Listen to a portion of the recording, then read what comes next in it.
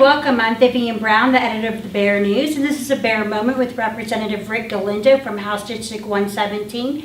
Representative, thank you so much for joining me today. I'm very happy to have you. Thank you so much. It's a pleasure to be here, and I'm happy to talk to you and answer some questions. Great. You've stated your legislative priorities for 2016, so I'd like to focus on those issues: annexation reform, school finance, mental illness, and fiscal spending. So let's jump right in to annexation. Last night you attended a community event for Alamo Ranch residents.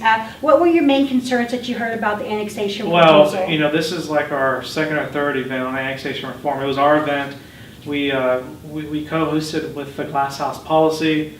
So what we're doing with this one is the Glass House Policy. They're a nonprofit organization out of Austin, Texas. They've done a lot of great work with Texas policies, like in Austin, Dallas, Houston. So with us here in Bexar County, annexation reform is a big hot topic. And so that's my area that I represent.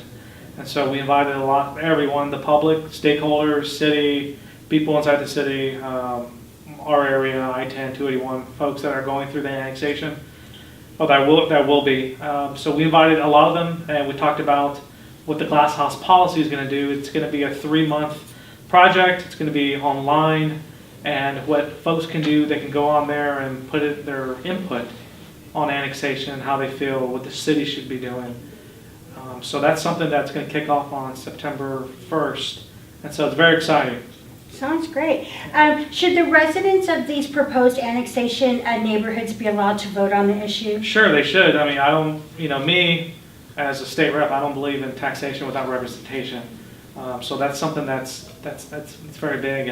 And this issue, I block walk a lot, and this issue is not an R issue only. It's a DNR independent. There's a lot of folks out there who live in, like for instance, the Alamo Ranch area.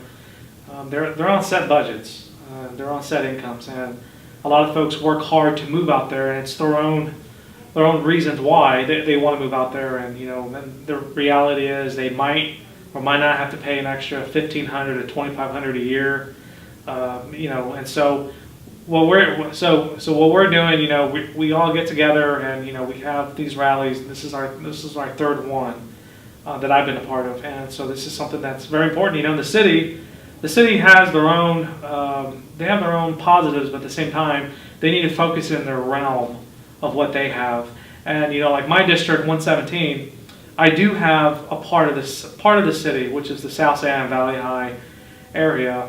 We have roads that are in the city of San Antonio that need to be repaired, like Quintana Road, Somerset Road, Old Pearsall Road, Five Palms Drive. These are roads that are in my district, and that's part of this in the South San area. And I've driven through them every day when I go to my district office or if I go out to visit constituents.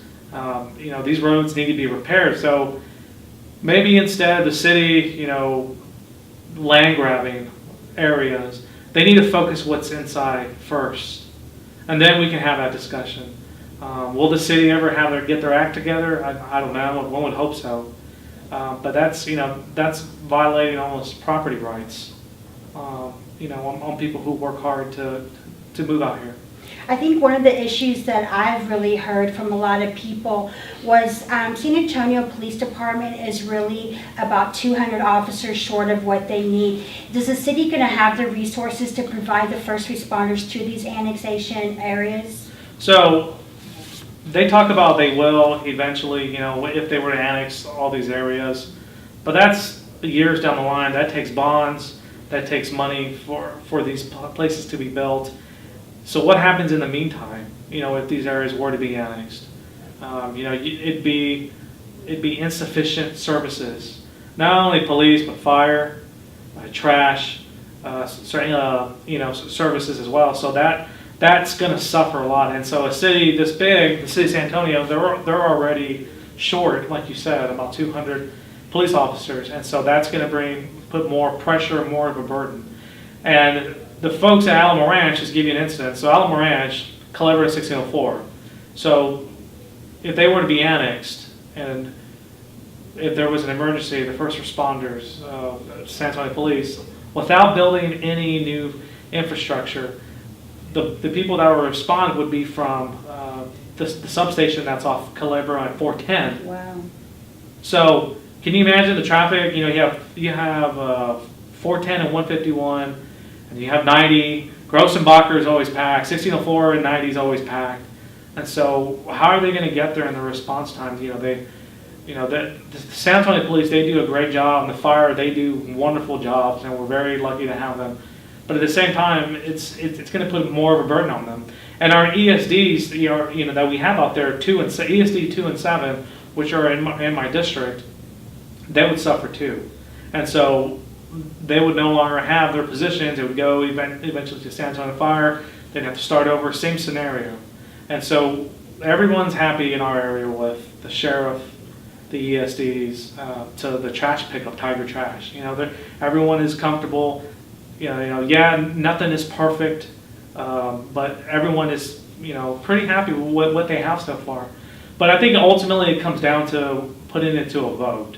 I think anyone who's within that 5-mile ETJ, they should have the right to vote, no matter if it's in Elm Ranch, our area, or I-10 or 281. It's very important for these people to have a say.